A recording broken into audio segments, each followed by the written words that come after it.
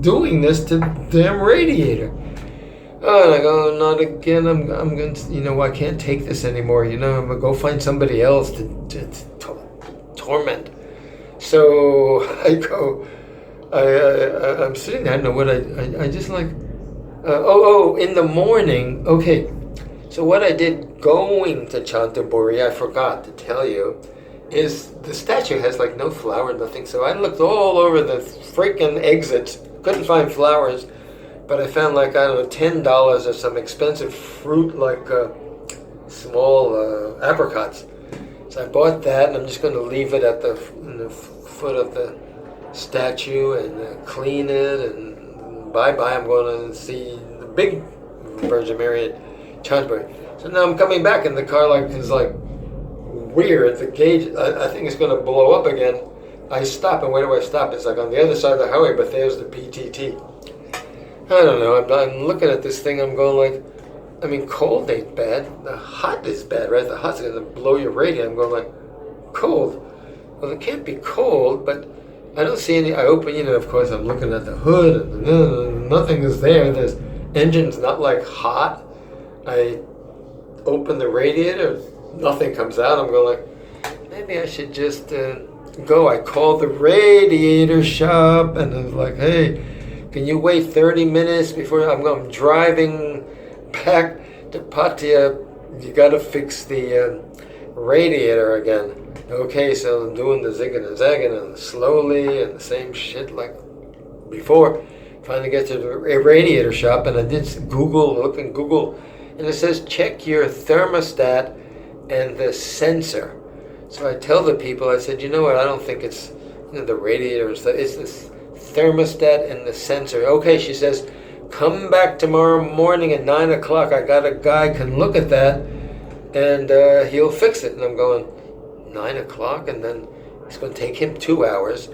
I have to drive the motorbike to the boat and get a taxi back so I can get the car and drive the car to the boat. Nobody's helping, you know what I mean? I'm like thinking, how the hell am I going to get the car and the motorbike to the boat, like 45 minutes away, and then this guy, and then I got to finish packing the condo and put the bikes on and clean a little and pack the iMac and load the car, put the bikes back on the top, because the guy Vin put the bikes on the top the other day, and then I said I'm going to drive up to level 2 so people don't see me what I'm doing.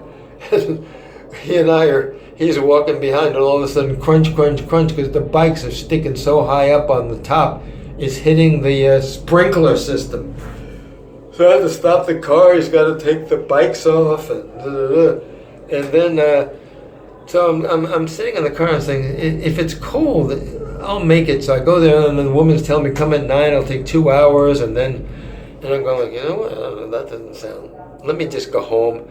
So I went home, and Superman's like packing, and Vin comes like at 7 and helps till he's like dead tired. I'm not even tired. I'm 80, and he's like 20 something. He's tired. Says he has to go home. He'll come back at 6 in the morning, and I didn't even get to the kitchen, and I am stuffing the second bedroom full of stuff. Oh, because I am going to tell Vanna to come and get everything with her son and his truck. I'll give it to her, and she can give it to the ladies in the massage shop. But that's when the voice said, what the fuck are you doing giving it to Vanna for? She didn't deserve anything. Remember you broke up with her, and she doesn't know where the hell you are, what you're doing. She thinks you're crazy, you're going to die. She's going to feed you to the dogs and burn you up. And I said, Vanna, I've had enough. You're too much colleague. And I'm filling up the room, and I'm working till like midnight. And finally says, I don't know, I haven't even finished the kitchen, and what does a condo look like when you're packing? It's like a mess. I said, I gotta go to sleep. I'll get up at 6 and I'll start again, because I need to get that motorbike to the ferry. The woman said, yeah, bring it in the morning, leave it there, it's okay, and then go back and get your car, we'll give you all the passes and all that. So he says, I got to get going at 8 o'clock, and drive like 45 minutes, to the ferry terminal, which is in the Navy shipyard, Navy base in Sattahip for Thailand. Okay.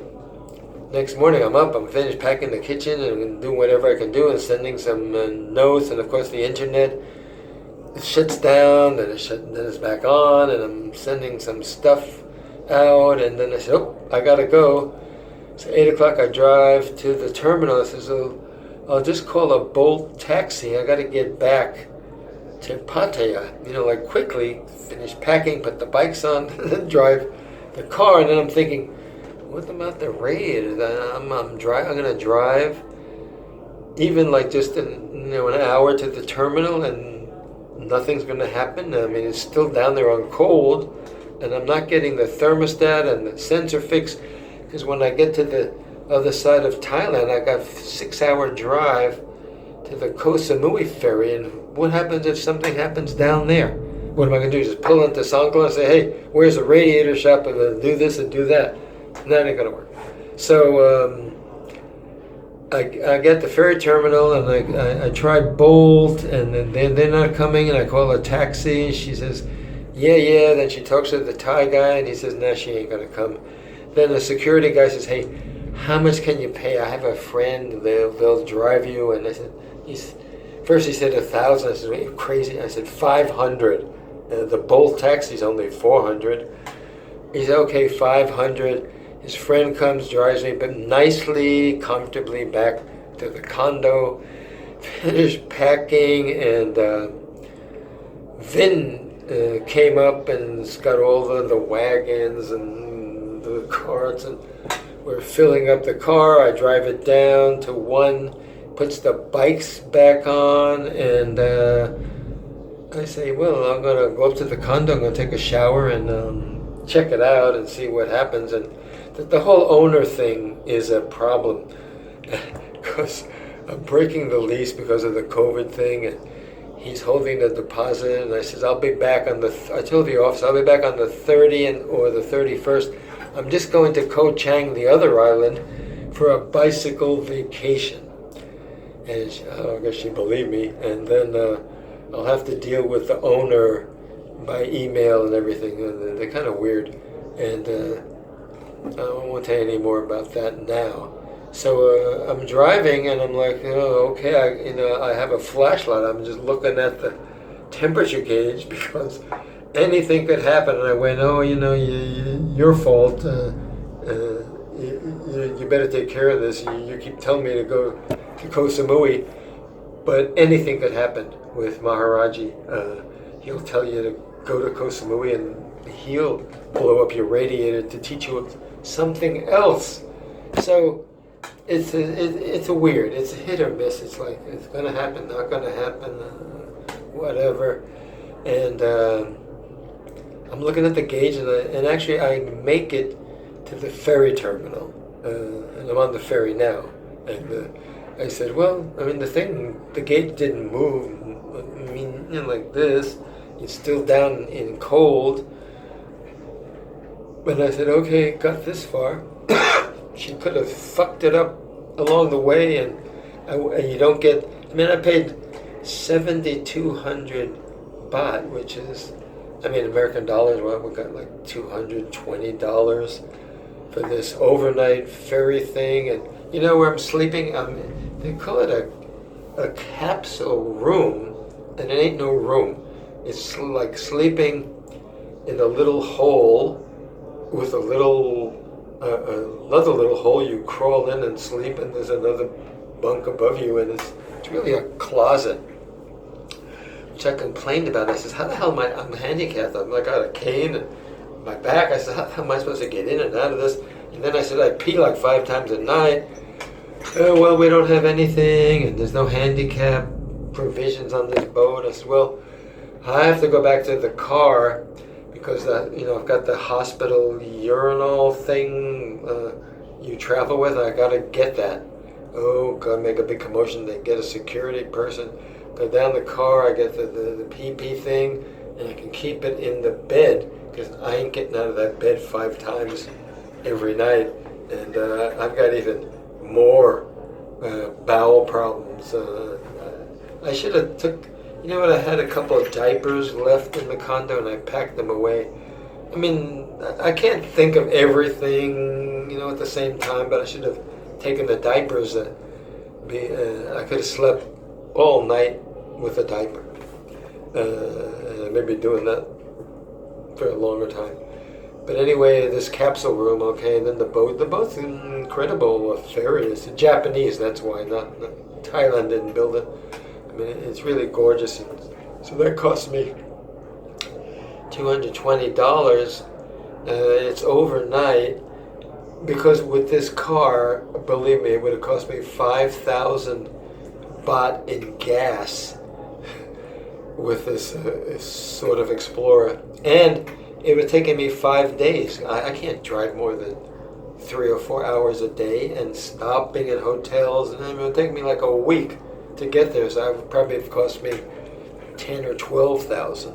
So now I'm just going to be there tomorrow, and my only little problem is I can drive the car 5 hours to the Koh Samui ferry, but who's going to drive the motorbike?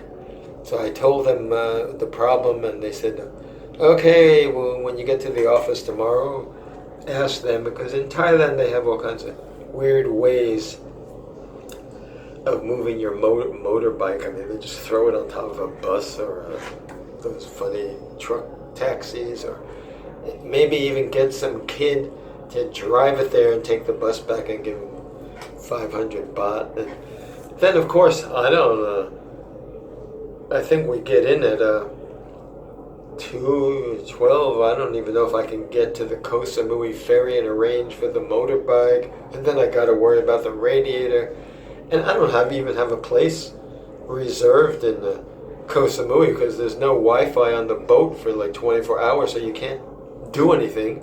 And I was packing. Who has time to get a room? And I think the one funny thing is Lee from Bangkok, I think he's flying down the 25th, or today, tomorrow, the 26th, and he'll meet me there, and he says he has friends who have condos, and yada, yada. He has an Airbnb for 3 weeks, so I guess I could do that.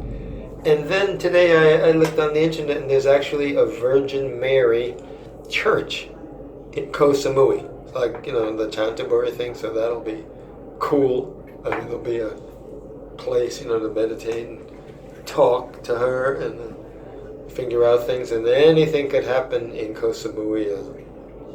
It's an island in the middle of, the Thai Sea. So that's what's happening. And I mean, like, these Thai people, like, they go to bed on the boat like 7:30. I mean, like, I'm at home, I'm always up till like midnight doing things, typing, writing, thinking. I mean, so I said, you know what? Something said, go make a video. I mean, I've been trying to do video for like 5 days. I started this YouTube channel before, but I had to reopen it.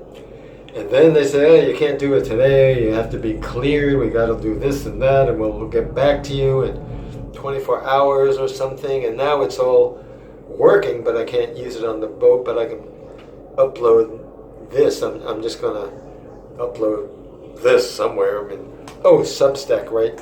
If you go to Substack, I've got all the news and stuff. And my last newsletter, I said, I'm going to do video. I'm kind of tired of typing, and I like typing and writing, but I said, I'm going to try video.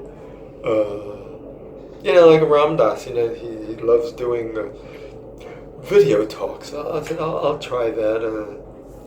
I'm sort of shy, so at least there's no audience. It's just the Samsung thing, and I'll try that. I'm a little leery of, like, what if I have nothing to say in between things I'm saying, and it'll get weird. But turns out I can bullshit like anybody else, and I haven't told you like half the miracles that are, whereas I call the English-speaking Thai lady from the PTT when it broke down the other day. I said, you would never guess what happened, because I told her the other story. I said, guess where I am? I'm at the Virgin Mary in the PTT. The car stopped right there again. She says that is supernatural. Yeah, you call it supernatural. In America, we call it like play of consciousness or play of God or whatever. So that's what's happening. So tomorrow, like, we'll see. So anyway, this is like 48 minutes, and like I'm not tired. So we'll see what happens. I'll send this to you. Okay. So God bless you, and listen to music. Get on YouTube. Enrique Iglesias, Dua Lipa. Dua Lipa, Elton John, Bailando. I mean, just listen to YouTube all day. Fuck everything. I mean, don't even meditate. And dance. Find some way to dance. I mean, forget the Hatha Yoga has great some stretching, but you gotta dance. You don't dance, you're dead. You understand? If you don't dance, you're dead inside. There ain't nothing there. And listen to YouTube. I'm on this boat here with like earphones, and like nobody's listening to music. They're not piping music in, and these people don't have earphones. I don't know how they'd be listening to music. And I'm just walking around, and I got my gigantic Nikon and taking photos and listening to music. And YouTube, the premium thing without ads, I get it in Thailand. And who else? This Forever, Jennifer Connelly Forever Young thing is like my latest. Totally amazing. I don't know how they compose this stuff. This Forever thing is like Mozart quality. I mean, you know what? I used to like classical music, and my son, works at the San Francisco Symphony, but can't get into classical right now. And also, I like some like Amrit Kirtan and the Sanatan Kaur, some stuff in between all my, the whatever you call it, pop. I listen to, and some of the Puerto Rican, Spanish music, Enrique Iglesias and his friends, I mean, absolutely amazing. There's one Dua Lipa with this Spanish, I think Puerto Rican guy. Unbelievable. I mean, and listen to it like 10 times a day. So yeah, dancing and music, or you're just dead. I mean, we'll talk about that more. There's a million things coming down that I'm supposed to tell you before I die, or I don't know, if I get any more sick, I won't see and I won't eat. My teeth, the tooth fell out. I don't know why they pick me. But anyway, ciao, and I'll talk to you later.